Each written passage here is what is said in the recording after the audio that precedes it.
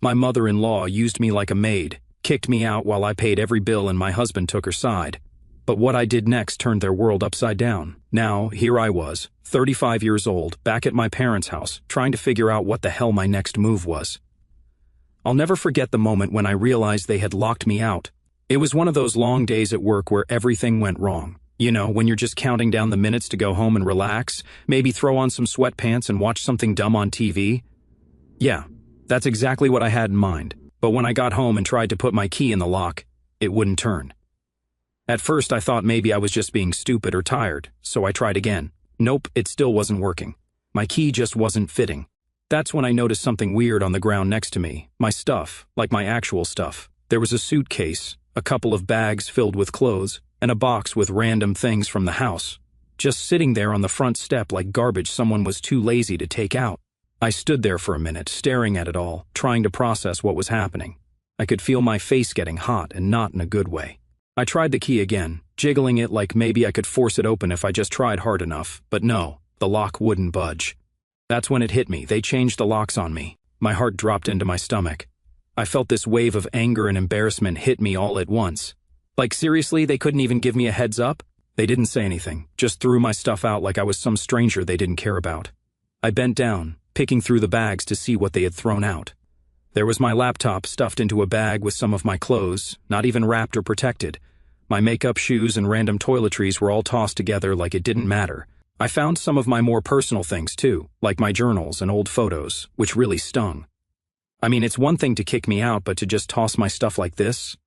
It felt like a slap in the face.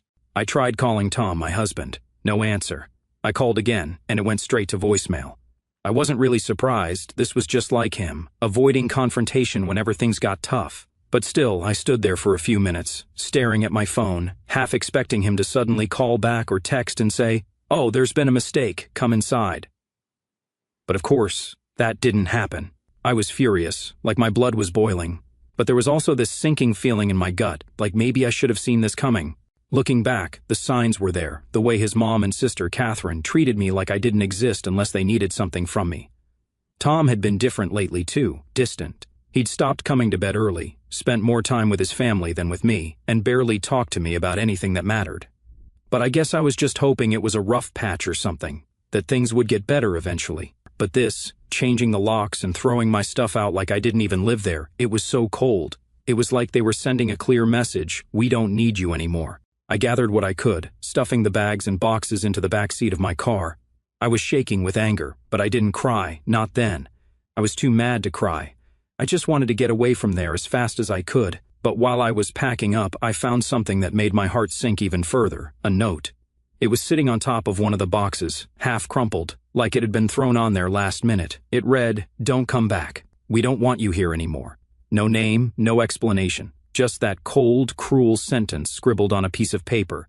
I stared at it for what felt like forever, my brain struggling to wrap around the fact that my husband, the man I married, could let this happen. I always knew his mom and sister had it out for me. They never liked me. But I never thought Tom would just let them kick me out like this without so much as a conversation. I got in the car, slamming the door harder than I meant to, and just sat there for a minute. My hands were gripping the steering wheel so hard my knuckles were white. I felt like I could scream, but what good would that do? Yelling at a locked door wasn't going to fix this mess, and I didn't even know where to go. I didn't want to call my parents and admit that my marriage was falling apart like this, but at the same time, where else was I supposed to go? After a few deep breaths, I knew I had no other option. I was going to have to go back to my parents' place, swallow my pride, and tell them what happened. I hadn't been back there in years, not since I married Tom and moved out. The thought of it made me feel small, like a failure. The drive to my parents' house was brutal. I was trying to keep myself together, but every time I hit a red light, I found myself staring blankly out the window, just thinking about how everything had gone so wrong. How did I let it get to this point? Was I just stupid for not seeing this coming? When I finally pulled up to their house, I sat in the car for a few minutes, just staring at the front door. My parents had no idea I was coming, and I wasn't ready for the conversation that was about to happen. I was embarrassed. I felt like I had to explain how my whole life just blew up and I wasn't even sure where to start. Eventually, I got out of the car, grabbed a few bags, and walked up to the door. My heart was pounding, and for a second, I almost turned around and drove away. But I couldn't. I had nowhere else to go. So I knocked. My mom answered the door, And the look on her face said it all. She took one look at me and the bags in my hands and, without even asking a question, stepped aside to let me in. "What happened?" she asked softly. I couldn't even get the words out at first. My throat felt tight, and for the first time since I saw my stuff dumped on the front step, I felt tears burning behind my eyes. "They kicked me out," I finally managed to say, my voice breaking. She didn't say anything right away, she just pulled me into a hug, and that was it. That's when I lost it. I broke down right there in the doorway, my face buried in her shoulder, crying like a little kid. I hated that I was crying, but I couldn't stop. All the anger and frustration just came pouring out, and I didn't know how to hold it back anymore. "I don't even know what happened," I mumbled through the sobs. "They just threw my stuff out and locked me out. I don't know what I'm supposed to do now." My mom just held me tighter. "You're staying here," she said firmly. "You don't have to go back there." And that's when it hit me. I wasn't going back. Not ever. After the initial shock of being kicked out, settling back in at my parents' house was, well, weird to say the least. I mean, it wasn't like I hadn't been there in years, but it definitely wasn't home to me anymore. I felt like I'd moved on, you know? Like I had grown past living under my parents' roof. And here I was dragging bags of my stuff back in, like I'd regressed to some younger version of myself. The first night back was uncomfortable. My old room was mostly untouched since I left, which made it feel even more strange. It was like I was stepping back into the past. Same bed, same posters on the wall, same everything. The only difference was me. I wasn't the same person who had moved out and married Tom. Now I was the woman whose marriage was probably falling apart, who had been kicked out of her house and didn't know what the hell to do next. I unpacked a few things, just enough to get by for the night. I sat on the edge of the bed, looking around, and couldn't help but feel this overwhelming sense of failure. Like, how did I end up here? I had been so sure when I married Tom that we'd build this life together, and now it was crumbling right in front of me. My mom knocked on the door later that night. "Can I come in?" she asked, poking her head around the door. I nodded, not really in the mood to talk, but knowing I couldn't avoid it forever. She sat down next to me and gave me that look only moms can give, the one where they're worried but trying not to show it too much. "Do you want to talk about it?" she asked. I shrugged, still processing everything. "I don't even know what to say, Mom. It all happened so fast. One minute I'm at work, and the next, I come home, and all my stuff is on the front porch like I don't even live there anymore." Her eyes softened. "I'm so sorry, Emily. I don't understand why they would do something like that to you. You've always been so good to them." That hit me harder than I expected because she was right. I had been good to them. I had bent over backward for Tom's family, always helping out when they needed it, paying for things when they couldn't afford it. And for what? To get kicked out without a second thought. "I thought I was doing everything right," I said quietly. "I mean, I worked hard, paid for everything, helped out whenever they needed it, and this is what I get in return." She put her hand on mine, giving it a squeeze. "You didn't do anything wrong, sweetie. Sometimes people take advantage of the ones who are kind to them. It's not your fault." I nodded, but I didn't feel any better. My head was still swimming with questions, mostly about Tom. Why hadn't he stopped this? Why didn't he stand up for me? And why was he so comfortable letting his mom and sister treat me like I didn't matter? It felt like I didn't know him anymore. The next few days were a blur of awkward conversations and trying to figure out my next steps. My parents were great, but I could tell they didn't know what to do with me being back. I hadn't lived with them in years, and we were all kind of feeling our way around this new situation. I didn't tell them everything right away. I was still trying to process it all myself. But eventually, my dad sat me down one morning. We were sitting at the kitchen table, and he had that serious look on his face, the one that told me he wasn't going to let me get away with avoiding the topic anymore. "So, what's the plan?" he asked, stirring his coffee. "Are you going to go back and try to fix things with Tom?" I stared down at my mug, not really wanting to answer that question. The truth was, I didn't know. I had been married to Tom for 2 years, and now everything felt so broken. I didn't even know where to start. "I don't know," I admitted. "I don't even know if I want to go back. It feels like he's been letting his mom and sister run our lives for a while now, and I'm just tired. I'm tired of feeling like I don't matter to him, like I'm just there to pay the bills and keep things going while they all do whatever they want." My dad frowned. "It sounds like you've been carrying a lot of weight on your own. That's not how marriage is supposed to be." I sighed, feeling the weight of his words. "I know. I guess I just kept hoping things would get better, but they didn't." He didn't say anything for a while, just took a sip of his coffee and nodded. Then he looked at me, his expression softening. "Emily, you don't have to go back if you don't want to. You know that, right? You deserve to be with someone who values you, who stands by you. If Tom's not that person, then maybe it's time to think about what's best for you." I hadn't thought about it like that before. I guess I had been so focused on making things work that I didn't stop to think about what I wanted.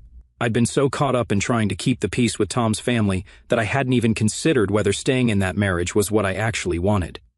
But now that my dad said it, I realized he was right. I didn't have to go back. I didn't have to keep putting up with Tom's family's crap or being treated like I was just a convenient wallet for them to rely on. I had options, and I needed to start thinking about them. That day, I took a long walk around my old neighborhood, just trying to clear my head. I hadn't been back there in so long that it felt strange to see how little had changed. The same old houses, the same streets I used to ride my bike on as a kid. It was comforting in a way, but also kind of bittersweet. I wasn't the same person who had grown up here. By the time I got back to my parents' house, I had made a decision. I wasn't going to rush back to Tom. I wasn't going to let his family guilt me into anything. I needed time to figure things out, and I was going to take it. That night, I told my parents that I wasn't planning on going back anytime soon. They were supportive, of course, but I could tell they were worried. I was too, honestly. I didn't know what the future held, but for the first time in a long time, I felt like I had control over my own life again. It was a small step, but it was mine, and that was enough for now. The days after deciding not to go back to Tom passed slowly, but for the first time in a long while, I felt like I could breathe. It was weird because, on one hand, I felt like I was regaining control of my life, but on the other, there was this nagging guilt in the back of my mind, like I should have been trying harder to make things work. You know that feeling when you leave something behind, but you're not 100% sure you're doing the right thing? Yeah, it was like that. But every time I thought about going back, I remembered all the crap I put up with from his mom and Catherine. I'd bent over backward to help them out, and they never once showed me an ounce of respect. Like, it didn't matter how much I did for them. They'd still look down on me, or make some passive-aggressive comment about me working and not being a proper wife. And Tom? He just let it happen. It was like he was fine with them treating me like a guest in my own home. It's funny though, the more I stayed at my parents' place, the clearer everything became. You know when you're so deep in something that you can't really see what's going on until you step back? That's exactly what happened to me. I realized I had been ignoring so many red flags with Tom and his family because I wanted to believe things would get better. One night, about a week after I'd settled back at my parents' place, my phone buzzed while I was watching some mindless show on TV. I grabbed it, expecting another random spam call or something, but nope, it was Tom. Just seeing his name pop up on my screen made my stomach twist. I didn't answer it right away. I wasn't ready. I mean, what was I supposed to say? I had no idea if he was calling to apologize or to guilt trip me into coming back. I let it go to voicemail, but he didn't leave one. My phone buzzed again with a text. "We need to talk. Please." I stared at the message for a solid minute, my heart pounding in my chest. He didn't even apologize, just "we need to talk." After everything, that's all he had to say? I didn't reply. I couldn't. I knew if I did, I'd probably end up getting pulled back into that mess, and I wasn't ready to face that yet. Instead, I tossed my phone onto the couch and went outside to clear my head. The air was cool, and it felt good to just be outside, away from everything. I sat down on the steps of my parents' porch, watching the sun dip below the horizon. I used to sit out here all the time when I was a teenager, just thinking about life, wondering what the future would hold. I heard the door creak open behind me, and my dad stepped out. He didn't say anything at first, just sat down next to me, like he knew I needed some space. After a minute, he glanced over and asked, "You okay?" I shrugged. "Tom texted me." He nodded, like he was expecting it. "What did he say?" "He wants to talk," I said, my voice sounding smaller than I meant it to. But he didn't apologize. He just said we need to talk. My dad sighed, rubbing the back of his neck. "That doesn't surprise me. You don't have to talk to him if you're not ready, Emily. You know that, right?" "I know," I said, but it didn't really feel like I knew. I mean, part of me wanted to just call him and scream, ask him why he didn't stop his mom and Catherine from treating me like dirt, ask him why he let things get so bad, but the other part of me didn't want to deal with it. I was tired. I was so tired of fighting for something that felt broken. "You've always been too forgiving," my dad said after a while, breaking the silence. "I'm not saying that's a bad thing, but sometimes people take advantage of that." I swallowed hard. He was right, but hearing it out loud made it sting a little more. I'd spent so long trying to make everyone else happy, bending over backward to keep the peace, and for what? To get kicked out of my own house? I feel like I wasted so much time trying to fix things, I said, my voice barely above a whisper. "I don't even know why I stayed as long as I did." "You stayed because you cared," my dad said, giving me a small smile. "But caring doesn't mean you have to keep putting yourself last." His words hit me harder than I expected. I had been putting myself last for 2 years, I had been so focused on keeping Tom's family happy, making sure everything ran smoothly, that I completely lost sight of what I wanted. We sat there for a while, just watching the sky turn from orange to purple, the quiet settling between us in a way that felt comforting. For the first time in a long time, I didn't feel like I had to have all the answers. I didn't feel like I had to rush into anything. The next day, I finally texted Tom back. I kept it short and to the point. I'm not ready to talk right now. That was it. No explanation, no long-winded response, just the truth. He didn't reply right away, which I expected, but a few hours later my phone buzzed again. This time, it was a longer message. He apologized, sort of. He said he was sorry for what happened, but he didn't take responsibility. He blamed his mom and sister, like they were the ones who changed the locks and threw my stuff out while he had no control over anything. I wasn't surprised. Tom had always been good at deflecting blame, making it seem like he was just caught up in the middle of everything when, in reality, he was just too scared to stand up to his family. I didn't reply to that message either. I needed more time, and honestly, I didn't want to get sucked back into his excuses. I wasn't ready to forgive him, and I wasn't sure if I ever would be. Over the next few days, I tried to focus on myself. I took long walks, spent time with my parents, and started thinking about what I wanted for the future. It felt strange to actually consider what I wanted for a change. I hadn't done that in a long time. I realized that for the first time in years, I had the chance to build a life that wasn't centered around making other people happy. It was terrifying, but also kind of exciting. I wasn't sure what the future held, but I knew one thing for sure. I wasn't going back to the way things were. A couple of weeks went by after Tom's weak apology text, and things were finally starting to feel normal again. Well, a new kind of normal, I guess. I was getting used to living at my parents' place, and honestly, it was kind of nice not having to constantly deal with the stress of Tom and his family. I could focus on myself for once, without someone constantly asking for money or making snide remarks about how I wasn't doing enough. But even though I was feeling better, I knew there was a conversation coming. I couldn't just avoid Tom forever. As much as I didn't want to, I had to deal with the mess, and that meant talking to him eventually. Part of me dreaded it because I knew it wasn't going to be easy. The other part of me was kind of curious to see what he'd say now that he didn't have his mom and sister around to back him up. One morning, after avoiding it for way too long, I finally texted him back, "We can talk. When are you free?"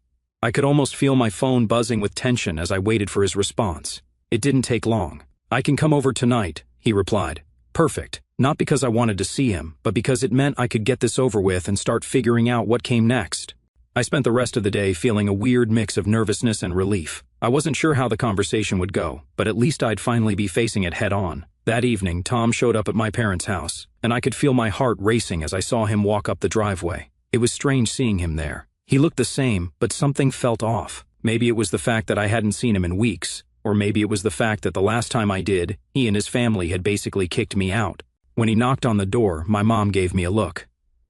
"You want me to stick around?" she asked. I shook my head. "No, I'll be okay. I need to do this." She squeezed my hand before heading upstairs, and I took a deep breath before opening the door. Tom stood there, looking a little awkward, like he didn't know how to start the conversation either. "Hey," he said, shuffling his feet a bit. "Hey," I replied, stepping aside so he could come in. I led him into the living room, and we sat down on opposite sides of the couch. The silence was heavy, and I could feel the tension building. So I started, trying to get the ball rolling. "What do you want to talk about?" He cleared his throat, glancing down at his hands before looking back up at me. "I'm sorry for what happened. I know things got out of hand." "Out of hand?" I raised an eyebrow. "Tom, you let your mom and sister throw me out of the house. They changed the locks on me, and you didn't do anything about it. That's more than just out of hand." He flinched a little at my words, but I wasn't going to sugarcoat it for him. He needed to hear how messed up the whole situation was. "I know," he said, rubbing the back of his neck like he always did when he was uncomfortable. "I should have handled it better. I should have, I don't know, done something." "Yeah, you should have," I shot back, feeling the anger rising in my chest. "Why didn't you, Tom? Why didn't you stop them?" He looked down at the floor, his voice barely above a whisper. "I didn't know what to do. My mom and Catherine, they were just so adamant about everything. I didn't know how to stand up to them." I couldn't believe what I was hearing. "You didn't know how to stand up to them? You're my husband, Tom. You were supposed to stand up for me, not just let them walk all over me and throw me out like I didn't even matter." He didn't say anything for a minute, just sat there looking defeated. I could feel the frustration bubbling up inside me. This was the guy I had been married to for 2 years, the guy who couldn't even stand up to his own family when they were treating me like garbage. "You let them treat me like an outsider," I said, my voice shaking. You let them walk all over me, and you did nothing. He finally looked up at me, his eyes full of guilt. I know I screwed up, Emily. I'm sorry, I don't know how to fix it. I sighed, leaning back against the couch. I was so tired of fighting for a relationship where I was the only one trying. I don't think you can fix it, I said quietly. His face fell, and for a second I almost felt bad. But then I reminded myself of everything that had happened, everything I had put up with for so long, and how little he had done to make it right. I don't know if I can keep doing this, I continued, my voice steady even though my heart was racing. I've been thinking a lot these past few weeks, and I realized that I've been putting up with so much crap from your family because I kept hoping you'd step in and make it better. But you didn't, and now I just don't know if there's anything left to fix. He didn't say anything for a long time, just sat there staring at the floor. I could see the wheels turning in his head, but I wasn't sure if he was actually processing what I was saying or just trying to figure out how to respond. Emily, I want to fix this. I know I've been a terrible husband. I let my family come between us, and I didn't stand up for you like I should have. But I don't want to lose you.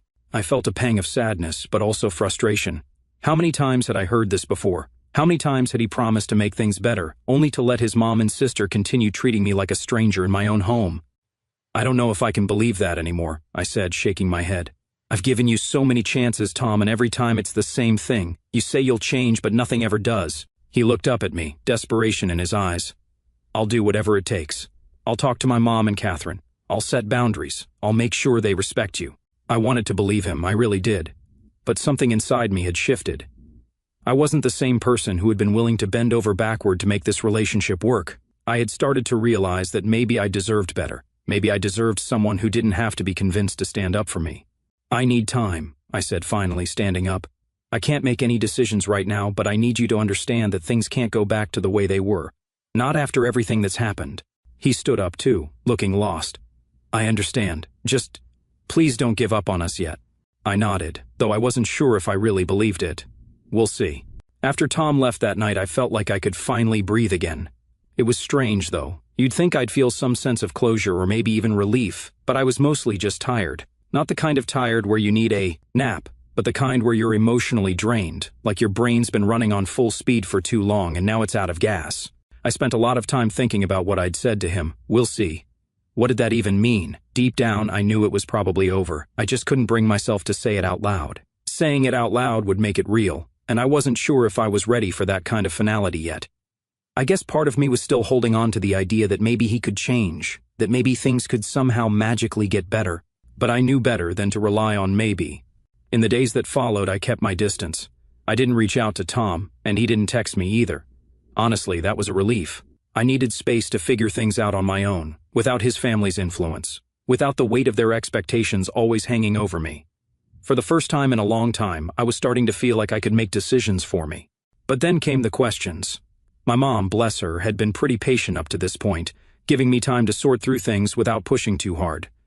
But one morning, after a few weeks had passed, she couldn't hold it in anymore. So, what's next? She asked, sitting down at the kitchen table across from me. It wasn't accusatory or anything, but I could tell she was getting anxious about where all this was headed. I shrugged, not really sure how to answer that. I don't know yet, I said honestly, just trying to take it one day at a time. She nodded, but I could tell she was biting her tongue. She'd always been one to offer advice, but this time she seemed to be holding back, waiting for me to ask for help. I appreciated that, even if I wasn't ready for it just yet. I know you'll figure it out, she said softly, giving me a reassuring smile. Just remember, you don't have to rush anything. I smiled back, though my mind was still spinning with 100 different thoughts. It was comforting to know my parents were in my corner, but at the same time, I didn't want to lean on them forever. I had always prided myself on being independent, and even though this whole situation with Tom had thrown me off balance, I wanted to get back to standing on my own 2 feet again. A few more days passed, and I started thinking more seriously about what I wanted. The reality was, I wasn't sure if I even wanted to be in that marriage anymore. I mean, sure, Tom had said all the right things during our conversation, but actions speak louder than words, right? And his actions had consistently shown that he wasn't willing to stand up for me when it mattered. One afternoon, while I was out running errands, I found myself parked outside a coffee shop, just staring out the window, thinking about everything. What if I left him for good? What would that look like? I didn't have kids with him, so that was one less complication, but the thought of going through a divorce was still pretty daunting. It's not like anyone dreams of getting married only to have it end like this. But then I thought about how much I'd already given up, how much I'd sacrificed for him and his family, and how little they appreciated any of it. It wasn't just about the money, although that was a big part of it. It was the emotional exhaustion, the feeling of constantly giving and getting nothing in return. I pulled out my phone and scrolled through old texts between Tom and me. I noticed a pattern. Whenever I brought up how I was feeling, he'd deflect. Whenever I asked him to step up, he'd promise things would change, but they never did. It was like looking at the relationship through a new lens. All those little moments where I thought things would get better, where I made excuses for him. Now they just felt like proof that I had been fooling myself for too long. That's when I realized I had to make a decision. I couldn't keep hanging on to the idea of what I hoped our marriage could be. I had to face what it actually was, a relationship where I was doing all the work, and he was just along for the ride. I knew what I had to do, but it didn't make it any easier. The next morning, I sat down with my parents and told them what I'd been thinking. "I think I'm going to leave him," I said quietly, not sure how they'd react. My mom gave me that same soft, reassuring look she'd been giving me for weeks. "I'm proud of you," she said, her voice gentle but firm. "It takes a lot of courage to make a decision like that." My dad, who had been mostly silent during this whole ordeal, nodded in agreement. "You've done everything you could, Emily. Sometimes the best thing you can do is walk away." Hearing them say that was like a weight being lifted off my shoulders. It was the validation I didn't even realize I needed. A few days later, I called Tom. It wasn't a long conversation. I told him I needed to move on, that I didn't see how we could fix things, and that I wanted to start the process of separating. He was quiet for a moment, and then he just said, "I get it." I wasn't expecting that. Part of me had braced for him to argue or beg me to stay, but he didn't. Maybe he knew, deep down, that this was the only way forward for both of us. The next few weeks were filled with the practical stuff, figuring out what to do with our things, sorting through the paperwork, all the not-so-fun details that come with ending a marriage. It wasn't easy, but every step felt like I was getting closer to reclaiming my life. It's weird, though. As sad as it was to close that chapter, I didn't feel as devastated as I thought I would. Instead, I felt free, like I was finally taking control of my life again instead of just going through the motions. And maybe that's what this whole experience taught me, that sometimes you have to lose something to find yourself again. I wasn't the same person I was when I married Tom. I had changed, grown stronger, and now I was ready to move forward on my own terms.